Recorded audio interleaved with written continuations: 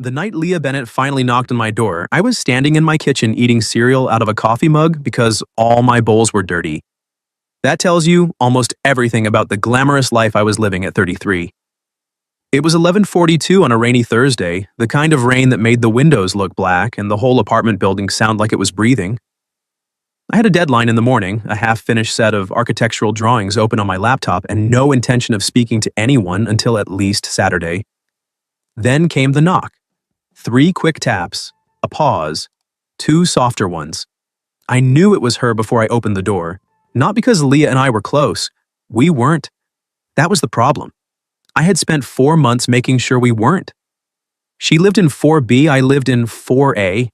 Same hallway, same thin walls, same unreliable elevator, same view of the brick building across the alley. She had moved in at the beginning of September with 6 plants, 3 mismatched lamps, and a laugh that carried through drywall like warm light. I noticed her immediately. Of course I did. Leah was 31, an art teacher at the middle school 6 blocks away, with dark curls she usually pinned up with pencils and paint smudges on her wrists more often than jewelry.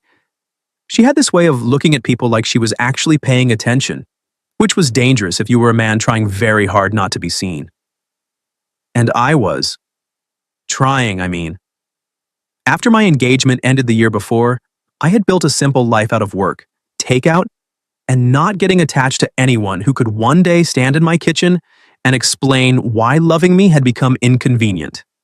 Then Leah moved in next door and ruined the quiet. She borrowed my stepladder the first week, returned it with banana bread. I avoided eating it for 2 days because accepting homemade food from a beautiful woman felt like the first step in a cautionary tale. Then I ate the whole loaf over my sink at midnight. After that, I got careful. If I heard her door open, I waited. If we reached the mailboxes at the same time, I pretended to forget something. If she smiled at me in the hallway, I gave her the sort of nod usually exchanged between men at gas stations. Polite, brief, emotionally useless. She noticed. Of course she did. One morning in November, she caught me trying to escape into the stairwell with a trash bag. "You know," she said, holding her coffee, "for neighbors, you and I have an impressive long-distance relationship." I should have laughed. I wanted to. Instead, I said, "I'm just bad with people before caffeine." She looked at the coffee in my hand. "It's full." I looked down at it like it had betrayed me. She smiled. "Interesting." That smile followed me into the stairwell and stayed there for 4 floors. So when she knocked that night, I knew something was wrong. Not because she needed me, but because Leah Bennett didn't strike me as the type of woman who knocked on a man's door at almost midnight unless she had already tried 5 better options. I opened it. She stood in the hallway in a green dress, soaked at the hem from the rain, one heel in her hand and the other still on her foot. Her curls had come loose around her face. Her eyeliner was a little smudged, but her chin was up, like she had argued with the entire world and refused to let it see her shake. For 1 second, I forgot every sensible thing I had ever told myself. Then she said, "Before you pretend you don't know me, I need a favor." My hand tightened on the door. "Are you okay?" "That depends on how convincing you are as a fake boyfriend." I blinked. Behind her, down the hallway near the elevator, a man's voice called, "Leah, come on, just talk to me." Her eyes didn't leave mine. Not frightened exactly, angry, embarrassed, tired. But underneath all that, there was something softer that made my chest tighten. "Do you want me to call security?" I asked. "I already did. He'll be gone in 2 minutes." She lifted her bare heel slightly. "I just need him to stop thinking I'm alone." That should have been simple. Step into the hallway, say a few words, close the door, return to my sad mug of cereal and my emotionally unavailable lifestyle. Instead, I opened the door wider. Leah's gaze flicked over my shoulder into my apartment, then back to me. "You're letting me in?" "I'm not letting you stand in the hallway with one shoe, and a bad man monologue happening behind you." Her mouth twitched. That was almost charming. "Don't spread it around." She stepped inside. The second she passed me, I caught the scent of rain and vanilla and something floral, probably from whatever shampoo women like Leah used to make men rethink their entire personalities. I closed the door but didn't latch it. Through the wood, the man's footsteps came closer. "Leah," he said, "I know you're in there." She closed her eyes for half a second. I kept my voice low. What's his name? Aaron, ex-fiancé, recently upgraded to public nuisance. There was the sharpness again. Not helpless. Leah had edges. I liked that more than I should have. I raised my voice just enough to carry. Babe, you want me to handle this or let security do it? Leah looked at me. Something changed in her face. Not relief exactly, recognition. Like she hadn't expected me to play along that easily. Like maybe she had expected me to stay behind the door where I had been hiding for 4 months. The hallway went quiet. Then Aaron muttered something I couldn't make out, followed by the ding of the elevator. Leah exhaled, slow and controlled. I waited until the elevator doors closed before I turned the deadbolt. Tea? I asked. She stared at me. What? You just fake boyfriended a man through a door and now you're offering tea? I'm versatile. A laugh slipped out of her. Small, surprised, real. And there it was. The reason I had avoided her. Because making Leah Bennett laugh felt too good. She limped slightly toward my kitchen, still holding one heel. Do you have anything stronger than tea? I have old whiskey and emotional baggage. Tempting, but tea is fine. I filled the kettle while she stood near my counter, looking around like she was learning things about me against my will. The rolled blueprints. The single plant she had once told me was bravely dying. The stack of clean bowls sitting in the dishwasher I had not unloaded. Her gaze landed on the coffee mug in the sink. Were you eating cereal out of that? I glanced at it. No. Miles. I hated how good my name sounded in her voice. Yes. She smiled, and this time it reached her eyes. I handed her a towel from the drawer. Our fingers brushed when she took it. It was nothing, less than nothing. But the warmth of her skin moved up my arm like a warning. She wrapped the towel around her shoulders and leaned back against my counter. Why do you avoid me? She asked. Just like that, no warm-up, no mercy. I opened a cabinet and took down 2 mugs slowly, buying time I didn't have. I don't avoid you. You once waited inside your apartment for 12 minutes because you heard me talking to Mrs. Alvarez by the elevator. I turned. How would you know that? I could see your shadow under the door.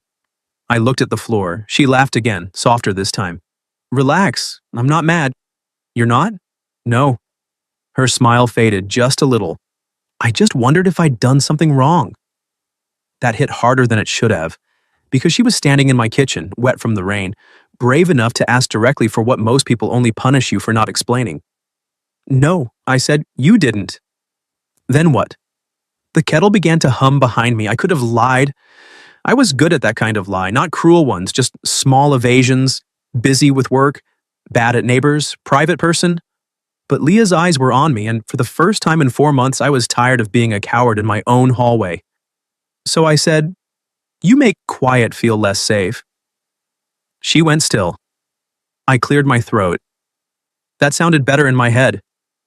No, she said carefully. It didn't sound bad. The rain tapped against the windows, the kettle clicked off. Neither of us moved. Then her phone buzzed on the counter where she had set it down. Once. Twice. She glanced at the screen and all the color left her face in one slow, visible wave. I looked before I could stop myself. A text from Aaron. Tell your boyfriend I'll see him tomorrow at your sister's engagement party. Leah shut her eyes. I stared at the phone, then at her. She opened them and gave me a smile so thin it almost broke. So, she said, there's one more thing I probably should have mentioned. There's one more thing I probably should have mentioned. Leah said it like a woman standing beside a small kitchen fire she had decided to call ambiance. I looked from her phone to her face. Your sister's engagement party? Yes. Tomorrow. Yes. And your ex-fiancé thinks I'm attending as your boyfriend. She pressed her lips together. Technically, you invited yourself when you called me babe. I was improvising. You were very convincing. That's not a legal contract. No, but it did have emotional range. I dragged a hand down my face. Leah reached for her phone, then stopped before touching it, like the screen might bite. I'm sorry, really. I never meant to pull you into anything beyond the hallway. The kettle sat between us, cooling by the second. I should have said no. Any sane man would have. I barely knew her. She barely knew me. We had exchanged fewer than 50 sentences in 4 months, and at least 10 of mine had been about elevator maintenance. But she stood in my kitchen in that rain dark green dress, pretending not to look humiliated. And all I could think was that Erin had probably spent years learning exactly where to press until she folded. And I hated that. More inconveniently, I liked that Leah still hadn't folded. "Why does he care if you bring someone?" I asked. "My family loved Erin." She laughed once without humor. "Actually, no. My family loved the version of Erin he performed at brunch. And tomorrow he's invited? My sister's fiancé is his cousin." I winced. "That's an aggressively inconvenient family tree." "Right?" Her shoulders loosened a fraction. Anyway, I was planning to go alone, smile until my cheeks cracked, and leave early. Then Erin showed up tonight to talk sense into me. Meaning? Meaning he wants me back because seeing me single makes him think the door's still open. She finally picked up her phone and turned it face down. Apparently my imaginary boyfriend has now slammed it. There was something almost hopeful in the way she said it. That hope did me in. I poured hot water over tea bags I didn't remember choosing. "What time?" Leah blinked. "What?" "The party." "No." She shook her head. "Miles, I wasn't asking." "I know. You have work." "I always have work." "You don't even like parties." "I don't even like most people." Her mouth tilted. "That's true. And yet." She studied me for a long moment. Rain streaked the window behind her. The kitchen light softened the sharp worry at the edges of her face. "Why would you do this?" she asked. "Because your laugh makes my apartment feel less empty. Because I have been pretending not to want you since September. Because when you looked at me like I might be safe, something in me wanted to become worthy of it." I said, "Because you brought me banana bread." Her eyes narrowed. 4 months ago? It was excellent bread. A real smile appeared then, slow, bright, dangerous. "Fine," she said, "but if you're going to be my fake boyfriend, we need a story." "We met as neighbors." "Too boring." "That's literally what happened." "Romance requires editing, Miles." I leaned back against the opposite counter, folding my arms. "All right, you tell it." She tapped her chin, considering me. "We hated each other at first." "I don't hate you." "I know, that's what makes it fun." I tried not to smile and failed. She noticed? Of course she noticed. Her gaze dropped to my mouth for half a second, and the room changed temperature. Just a little. Enough. She looked away first, wrapping both hands around her mug. "We met when I needed a ladder. You were grumpy, but secretly kind. Secretly. You hide it under all that flannel and emotional frost. I'm not wearing flannel. Not tonight, but spiritually." I laughed. It surprised both of us. Leah's expression softened in a way that felt more intimate than if she had touched me. "There," she said quietly. "I knew you could." The words landed somewhere behind my ribs. I looked down into my tea. For a minute we stood there, not speaking, just listening to the rain and the old pipes knocking in the walls. It should have felt awkward, it didn't. It felt like the kind of silence you only earn after knowing someone longer than one rainy night. Finally, she said, "Your turn." "My turn for what?" "Girlfriend interview. If we're selling this, I need facts." "Favorite food?" "Cereal, apparently." "No, real answer." "Thai." "Good." "Mine is pasta in any emotionally significant form." "Favorite movie?" "Rear Window." She pointed at me. "That explains so much." "What does that mean?" "You're a watcher." I stopped. She said it gently, not accusing, like she had seen the shape of me and wasn't offended by it. "I used to be less boring," I said. Her teasing faded. "Before?" I didn't ask how she knew there was a before. "Before my ex-fiancé left," I said. Leah's fingers tightened around her mug. "She decided 3 months before the wedding that she didn't want a life that looked like ours, like mine." I shrugged, though it felt too heavy. Quiet apartment. Deadlines, weekends at home, me. That was cruel. It was honest. Those can overlap. Leah stepped closer, just one small step. For what it's worth, quiet doesn't scare me. I looked at her. "No?" "No." Her voice went softer. "Lonely does." The air between us thinned. She was close enough now that I could see a tiny gold fleck near her left iris. Close enough that if I reached out, my fingers could brush the damp curl resting against her cheek. I didn't, but I wanted to. And wanting felt like the first dangerous thing I'd allowed myself in a year. Leah set her mug down. We should practice. My brain unhelpfully offered several interpretations. Practice? Being convincing. The corner of her mouth lifted, but her cheeks colored. Relax. I mean holding hands. Right. Unless hand-holding is too advanced for your emotional frost. You're enjoying this. A little. She offered her hand. I looked at it for one ridiculous second like it was a legal document. Then I took it. Her hand was smaller than mine, warm from the mug, her fingers sliding between mine with careful confidence. A simple touch. Innocent. It hit me harder than Aaron's text. Leah inhaled softly. I glanced at her. Okay? Yes, she said, but her voice had changed. You? No. Her eyes widened. Yes, I laughed under my breath. This is not going to be difficult to fake. There it was. Too honest. Her fingers tightened around mine. No, she whispered. It isn't. For a moment, neither of us pretended. Then a loud buzz broke through the apartment. Not her phone. Mine. I reached for it with my free hand still holding hers because letting go suddenly felt rude. The building's front desk number flashed across the screen. I answered. Miles Carter. Mr. Carter, the night doorman said, voice uneasy. Sorry to bother you. There's a man downstairs asking for Ms. Bennett. Says he forgot his coat in your apartment. Leah's face hardened. I looked at our joined hands, then at her. This time, she didn't look alone. She looked at me like she wanted me beside her. So I squeezed her hand once and said into the phone, Tell him he's mistaken. And if he doesn't leave, call the police. Then I hung up before the night could take more from us. Leah swallowed. Miles. I'll go tomorrow, I said. Her eyes searched mine.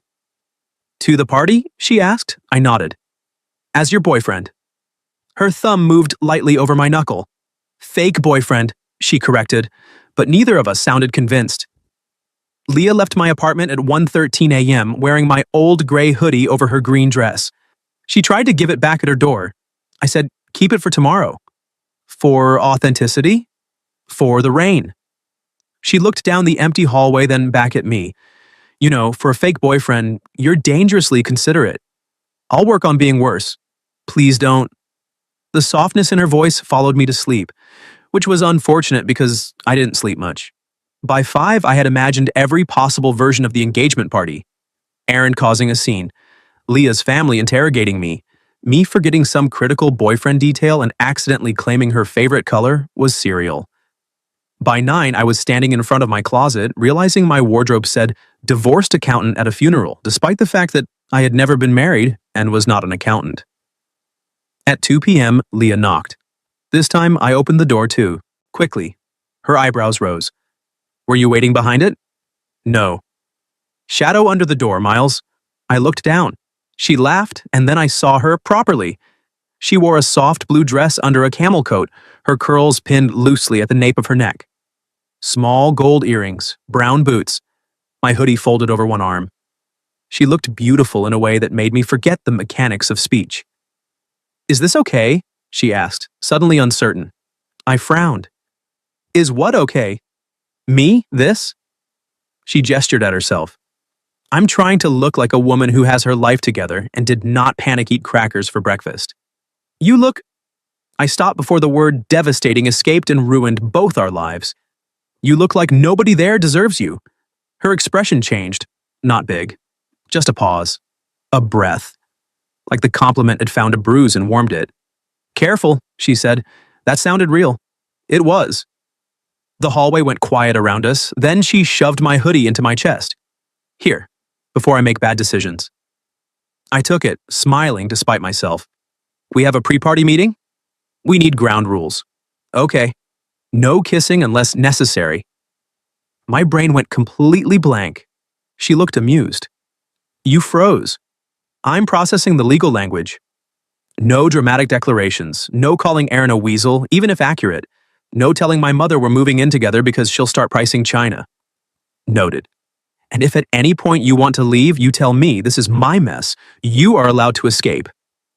I leaned against my doorframe. Leah. What? I'm not looking for the exit. Her smile faded at the edges. Then she reached out and adjusted my collar.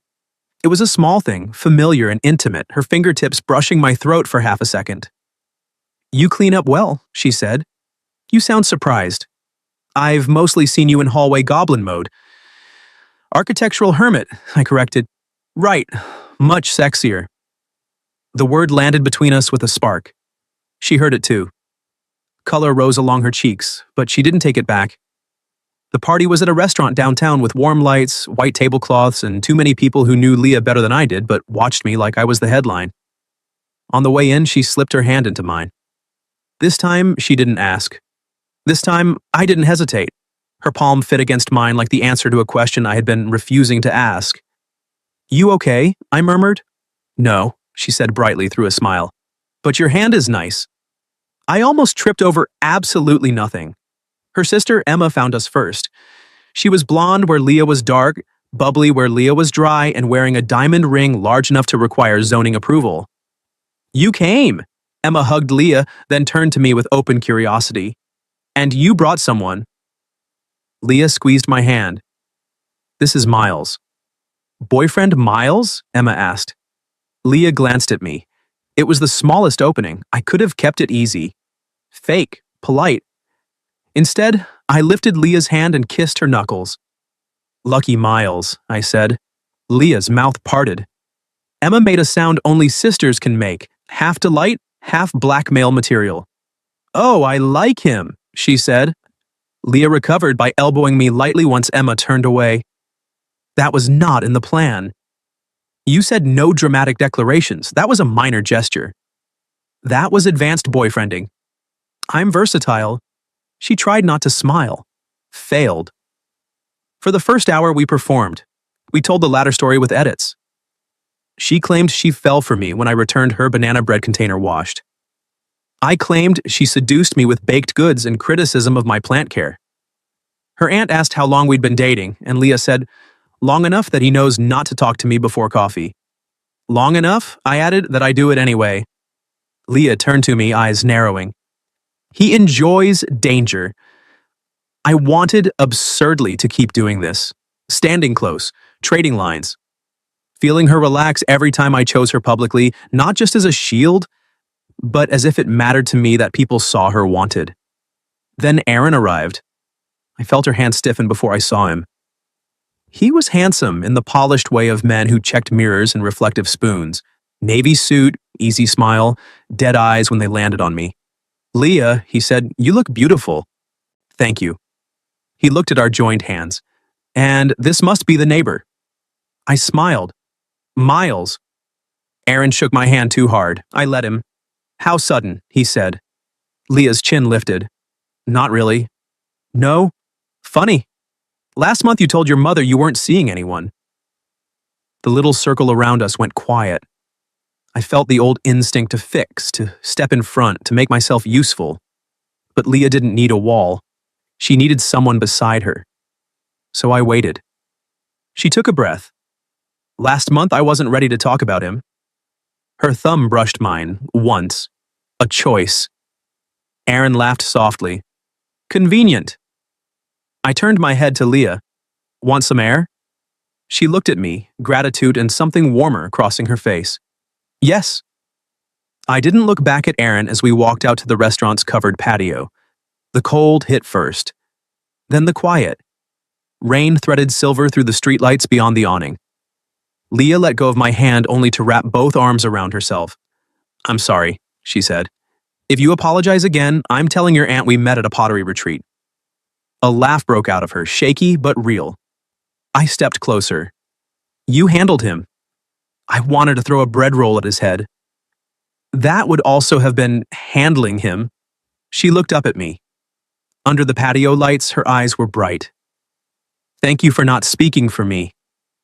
The words were simple, but I understood what they cost her to say. You're not hard to trust, I said. She went still. I hadn't meant to say it like that. Quiet. Honest. Bare. Leah's gaze dropped to my mouth again, and this time she didn't look away quickly. Miles, she whispered, this is starting to feel less fake. My heartbeat kicked. Is that bad? I don't know. She stepped closer, close enough that her coat brushed mine. I'm trying to decide if I'm scared because of Aaron or because of you. I don't want you scared of me. I'm not. Her hand came to my chest, resting there lightly. That's the problem. The rain filled the silence. I lifted my hand slowly, giving her every chance to move away, and touched one damp curl near her cheek. She leaned into it. That small surrender undid me. I avoided you, I said, because I knew if I started wanting you, I wouldn't do it halfway. Her eyes softened. And now? Now I'm standing outside an engagement party hoping my fake girlfriend lets me kiss her. Her breath caught. Then Leah rose on her toes and kissed me first. It was gentle for about 2 seconds. Then her fingers curled in my jacket, and my hand slid to her waist, and the whole miserable year behind me seemed to go silent. She tasted like champagne and rain and a risk I wanted badly enough to stop pretending I was safe without it. When we broke apart, she stayed close. That, she said, a little breathless, was definitely not necessary. No? She shook her head, but it was convincing. I smiled against her temple. For the first time all night, her body relaxed fully into mine. Behind us, the patio door opened. Emma poked her head out, grinning like Christmas had come early. Sorry to interrupt, she said, not sounding sorry at all, but Mom wants a photo of the happy couple. Leah looked at me, not Aaron, not the room, me.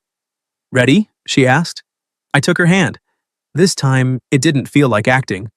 Yeah, I said, I am. The photo should have been harmless. Just Leah and me beneath a garland of white lights, her mother insisting we stand closer, Emma making hard eyes from behind the photographer, and my hand resting at Leah's waist like it had always belonged there. Closer, her mother called. Leah muttered, if we get any closer, we'll qualify as one person. I leaned down. I'm willing to commit to the role. She smiled right as the flash went off. That was the picture everyone loved. Leah laughing up at me looking at her like I had forgotten there was a room, which unfortunately I had. After that, the party became easier, not because Aaron left, he didn't, but because Leah stopped shrinking when she felt him watching. She stayed beside me by choice. She teased me over the tiny appetizers. She stole the olive from my drink even though I told her it was legally mine. You don't even like olives, she said. How do you know? You made a face. I have a mysterious face. You have an honest face pretending to be mysterious. I should have objected, but she was right. Around 10, we ended up at a small table near the windows with 2 slices of cake between us and no witnesses close enough to hear. It felt dangerously like a date. Leah pointed her fork at my plate. You eat cake like a man with unresolved trust issues. I'm saving the frosting for last. Exactly. You're afraid joy will run out. I stared at her. She froze. That was supposed to be a joke. It was a very accurate joke. Her expression softened. Miles. I scraped some frosting onto my fork and held it out to her. Here, before you psychoanalyze dessert. She looked at the fork, then at me. Are you feeding me cake in public? Apparently. This is either romantic or extremely bold for a man who hid from me in a stairwell. I'm growing. She leaned forward and took the bite. It was nothing. A fork, cake, her mouth. My entire body disagreed. Her eyes stayed on mine as she swallowed. Good frosting. My voice came out lower. Yeah? Very trustworthy. I laughed under my breath, and she smiled like she had earned it. Then Aaron appeared beside the table. Just like that, the night tilted. Leah, he said. Can we talk privately? No, she answered. He glanced at me. I wasn't asking you. She answered anyway, I said. Leah touched my knee under the table, not a warning, a steadying hand. For me, maybe. For herself, too. Aaron's jaw tightened. You really expect everyone to believe this? 4 months living next door to him, and suddenly he's the love of your life? The words hit too close. Not because he was right, because I wished he were. Leah stood slowly. What I expect is for you to stop embarrassing yourself. A few heads turned. Aaron lowered his voice. You're making a mistake. No, she said. I made one 2 years ago. I'm correcting it. Something flashed across his face. Anger, then calculation. He looked at me. Ask her why she really ended our engagement. Leah went pale. For 1 second, I hated him. Then she turned and walked away, not fast, not dramatic, just gone, through the side hallway toward the restrooms. I started after her. Aaron stepped into my path. She didn't tell you? I looked at him and felt an old, cold part of myself wake up. Move, he smiled. Careful, fake boyfriends shouldn't get so invested. That should have embarrassed me. Instead, it clarified everything. I'm not invested because of the title, I said. I'm invested because she's Leah. His smile thinned. I went around him. I found her at the end of the hallway near the coat room, standing beneath a framed painting of the harbor. Her arms were folded tight, her face turned away. Hey, I said. She wiped quickly under one eye. If you're here to ask what he meant, get in line. Apparently it's a popular topic. I'm here because you left. She laughed once, sharp and sad. That's not an answer. It's the only answer that matters right now. She looked at me then, and the vulnerability in her face punched straight through my ribs. I didn't end it for some noble reason, she said. I didn't catch him cheating. He didn't hit me. There's no clean story that makes people nod and stop asking. You don't owe me clean. Her mouth trembled. I ended it, she said, because one morning I realized I was practicing how to be smaller before breakfast. Quieter, easier, less opinionated, less tired, less myself. She swallowed. And then he told me he loved me because I was so adaptable. I stayed still. She looked away. That was it. That was the big scandal. I left because I didn't want to disappear politely. The hallway hummed with distant music. I stepped closer, slowly. Leah. What? I'm really glad you didn't. Her eyes filled again, but this time she didn't hide it. I reached for her hand. She gave it to me. I hate that everyone thinks I should have a better reason, she whispered. I brought her hand to my chest. Being yourself is the reason. She stared at our joined hands, then leaned forward until her forehead rested against my sternum. I wrapped my arms around her. Not for the room, not for Aaron, not for any performance, just because I wanted to hold her, and she wanted to be held. I'm not adaptable, she mumbled into my jacket. No, I'm stubborn. I overwater plants, I grade essays with glitter pens. I talk during movies if the characters are being idiots. A monster. And I eat olives I did not order. That one hurt. She laughed wetly and I kissed the top of her head before I could overthink it. She lifted her face. You keep doing that. What? Choosing me when no one is watching. My throat tightened. Leah, I think that's the only kind that counts. The hallway seemed to disappear. She rose on her toes and kissed me, softer than on the patio, but deeper somehow, like a question she was brave enough to ask twice. I answered with my hands at her waist, pulling her closer until the last of the shake left her body. When we parted, she touched my cheek. Come home with me? My pulse jumped. She smiled gently. For tea, Miles. Right. Tea. And maybe unloading your dishwasher emotionally. That sounds invasive. It'll be good for you. We said our goodbyes 10 minutes later. Emma hugged Leah too tightly and whispered something that made her blush. Her mother kissed my cheek and told me I had kind eyes, which nearly killed me on the spot.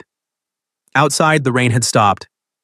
We walked home because Leah said she needed air and I said I didn't mind, though I would have followed her across the city in worse weather than that. Halfway there, she slipped her hand into my coat pocket where mine already was. No one can see us, I said. I know. Her fingers found mine in the dark warmth of the pocket. That was the moment I stopped lying to myself. At her apartment door, she turned to me. Do you want to come in? Yes, I said. Her smile flickered, nervous and pleased. Good. Inside her apartment was exactly what I had imagined, and nothing like it. Color everywhere. Books stacked sideways, plants in various states of optimism. A blue sofa with a yellow blanket, a half-finished canvas facing the window. She kicked off her boots. Don't judge the mess. I eat cereal from mugs. Fair. She made tea. I wandered to the canvas. It was my building across the alley at dusk, and in one lit window, a man stood with a mug in his hand. Me. I turned slowly. Leah stood in the kitchen doorway, caught. I wasn't stalking you, she said quickly. I paint windows, light, people passing through. You just kept appearing. I looked back at the canvas. For months, I had thought I was the only one watching from a safe distance. You saw me, I said. Her voice softened. Yes. The truth settled between us, warm and terrifying. My phone buzzed. Then hers. At the same time. We both looked down. Emma had sent the photo from the party. Leah laughing up at me looking gone. Under it, one message. Mom wants to know if you two are free for Sunday dinner. Leah's eyes widened. Then Erin's name appeared on her screen with a new text. Enjoy playing house. It won't last. Her smile vanished. I took one step toward her, but she lifted a hand not to stop me, to reach for me. I crossed the room and took it. She looked up, shaken but not retreating. Stay? She asked. I threaded my fingers through hers. Yeah, I said. I'm staying. I stayed. Not in the dramatic way, not with declarations or a heroic stance by the door. I stayed on Leah's blue sofa while she made tea with hands that trembled less each minute. I stayed while she blocked Erin's number, then unblocked it long enough to send one message. Do not contact me again. If you come to my home or approach me, I'll involve the police. Then she blocked him again. She set the phone face down on the counter and looked at me like she expected the apartment to crack open. It didn't. The plants leaned toward the windows. The kettle hissed. Rainwater dripped from the fire escape outside. Life annoyingly continued. Leah laughed once, shaky. That felt too easy. Good things are allowed to be easy sometimes. She gave me a look. Says the man who avoided me for 4 months because I owned a smile and a banana bread recipe. I never claimed to be wise. No, she said, coming closer. But you're learning. She sat beside me close enough that her knee touched mine. For a while we didn't talk. She leaned against my shoulder and I rested my cheek against her hair. No audience, no fake story, no ex-fiancé to convince. Just Leah choosing to be near me, and me choosing not to run from what that meant. Eventually she whispered, I don't want tonight to become only about him. It won't. How do you know? I turned toward her. Because when I remember tonight, I'm going to remember you stealing my olive, and eating cake off my fork, and kissing me on a patio like you were tired of waiting for me to get brave. Her cheeks warmed. I was tired of waiting. I gathered. And for the record, I wasn't waiting for you to rescue me. I know. Her eyes searched mine. I wanted you to see me. I do. The words came out quiet, but they filled the room. Leah touched my jaw with her fingertips. Then say something real. I swallowed. There were 100 safer things I could have said. That I liked her. That tonight had been unexpected.